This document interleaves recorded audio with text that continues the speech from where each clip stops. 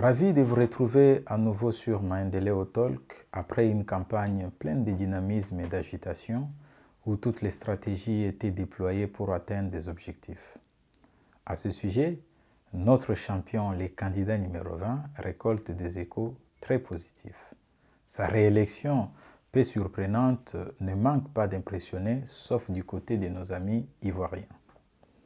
Alors, c'est avec plaisir que je souhaite décrypter le récent passage du chef de l'État sur les antennes de Top Congo. Alors, plutôt que d'examiner tous les sujets abordés, nous allons particulièrement nous concentrer sur la ligne rouge tracée par le président Paul Kagame, le président du Rwanda. À mon avis, plusieurs enjeux cruciaux se dessinent autour de l'élection présidentielle du 20 décembre dernier. En tentant de les classer par ordre d'importance, il semble que les questions relatives à la sécurité dans la partie nord-est du pays, nos relations avec nos voisins et la réorganisation de nos forces armées occupent le sommet de la pyramide.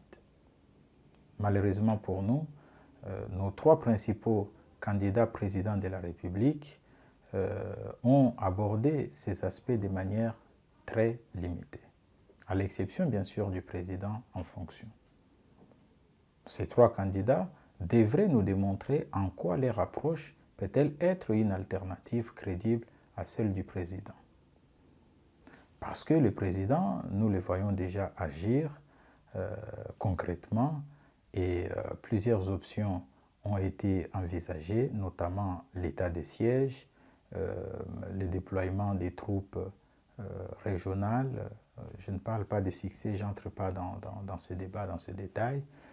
Nous avons la suppression du régime de notification qui était en réalité un mécanisme à peine voilé visant à entraver notre capacité à nous doter des moyens nécessaires pour assurer notre défense. Entre-temps, nos voisins, notamment les Rwandais, continuent à moderniser et à équiper ses forces de défense et de sécurité. En outre, une loi sur la programmation militaire a été promulguée et notre Parlement a pris la décision d'écarter toute possibilité d'intégration des terroristes du M23 au sein de nos forces armées. Bon, revenons sur les propos du président sur les antennes de Top Congo. Le président dit, je cite, « En cas de la moindre escarmouche de rigolo que vous avez vu à Nairobi, je vais réunir les congrès et demander l'autorisation pour déclarer la guerre au Rwanda. » Pour le président, la fameuse blague de Nairobi est une nouvelle aventure de Kigali pour poursuivre l'œuvre du M23. À ce sujet, je pense que le président n'a pas tort. Alors, ce que je vais partager dans cette chronique risque de déplaire à certains, mais il ne relève pas de ma mission de satisfaire toutes les opinions. C'est impossible.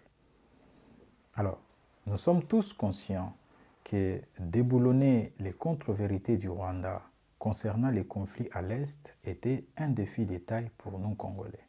Aujourd'hui, le Rwanda a perdu la bataille de l'opinion au niveau international. Car comme vous le savez, on peut gagner sur le plan militaire, mais subir des revers sur le plan politique ou diplomatique. Cette situation découle de l'offensive diplomatico-stratégique menée par le président Félix Tshisekedi. Qu'on l'accepte ou non, cette offensive a infligé un coup fatal au régime de Paul Kagame, qui curieusement intensifie des sorties médiatiques sur le Congo, alors qu'il évitait les questions sur la situation de l'Est et menaçait même certains journalistes à ce sujet. En vrai, derrière tout ce qui est conflit à l'Est, il y a toute une histoire qu'il faut débusquer, comprendre et interpréter. Bien sûr, on n'aura pas tous les temps pour en parler ici. Je vais plus me focaliser sur le M23 et la ligne rouge du président Paul Kagame. Pour rappel, avec les soutiens du Rwanda et de l'Ouganda, les M23 avaient réussi à occuper Bunagana entre juin 2012 et novembre 2013.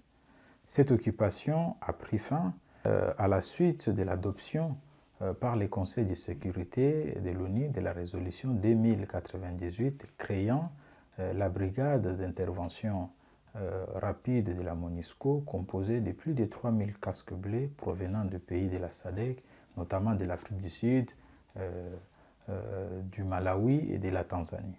Alors, il est crucial de préciser qu'il y a une distinction entre disperser un groupe armé sur son territoire et les terrasser, voire l'anéantir. Lorsqu'on les disperse, l'ennemi est éparpillé avec ses moyens et ses capacités de nuisance, ce qui comporte le risque d'une résurgence. En revanche, lorsqu'on les terrasse, il est complètement neutralisé, incapable de renaître, car toutes ses capacités de nuisance ont été détruites. C'est ce qui s'est produit avec le M23 en novembre 2013.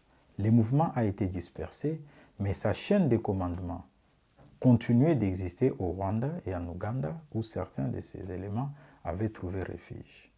Alors, avec la ligne rouge définie par le président, nous avions la possibilité non seulement d'instaurer la paix, chez nous bien sûr, mais aussi de susciter le respect.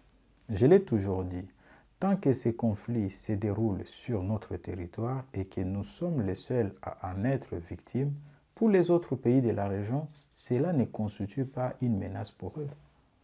Les jours où nous déciderions de faire la guerre au Rwanda, croyez-moi, chers amis, chers compatriotes, cette action militaire changera fondamentalement la nature de ces conflits. Permettez-moi de vous fournir un exemple parmi tant d'autres pour illustrer à quel point nos partenaires régionaux se désintéressent totalement de nos problèmes. En décembre 2006, à Nairobi, les chefs d'État et de gouvernement avaient signé un protocole dans le cadre de la conférence internationale sur la région des Grands Lacs intitulé « Protocole de non-agression et de défense mutuelle dans la région des Grands Lacs ». En laissant Nanga et sa bande, les M23 Rwanda, menacer notre pays, le Kenya a intentionnellement violé l'article 3.3 et 4 du dit protocole qui dispose que les États membres assument la responsabilité principale de ne pas permettre l'utilisation de leur territoire en tant que base pour toute forme d'agression ou de subversion dirigée contre un autre État membre.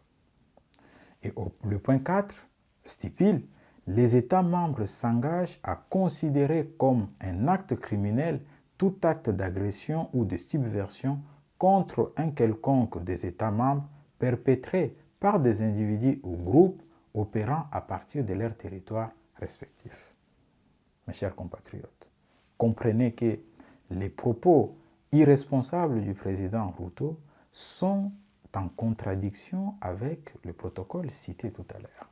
Quant à l'éventualité ou quant à l'éventuelle déclaration de guerre à Kigali, je suis d'avis qu'avec les moyens dont dispose actuellement notre armée, l'envoi des troupes au sol ne semble pas nécessaire. Certains pourraient se demander pourquoi les fameux moyens ne permettent pas d'anéantir les M23. Alors, entendons-nous très bien. Il est important de noter que le M23 est un mouvement terroriste qui recourt à des méthodes non conventionnelles, se dissimulant au sein de la population et l'utilisant comme bouclier. À ce sujet d'ailleurs, les États-Unis, la grande puissance que vous connaissez tous, ont eu du mal à écraser le terrorisme en Irak et en Afghanistan. Il s'agit d'un ennemi invisible. Surtout que ces terroristes n'ont pas de chaîne de commandement sur le sol congolais, utilisant le Rwanda et l'Ouganda comme base arrière, et ça rend encore la situation difficile. N'oublions pas les propos criminels du fils de Museveni à ce sujet. Si ces deux pays n'envisagent pas à s'engager sérieusement dans un processus de paix, il serait difficile de mettre fin au terrorisme dans notre pays. Dans ces cas, une opération militaire spéciale visant exclusivement des infrastructures militaires de ces deux pays serait une des options inévitables. Il s'agira d'une guerre ouverte, une guerre régulière et conventionnelle contre ces deux pays. Croyez-moi, mes chers compatriotes, notre armée va écraser ces forces de l'ennemi.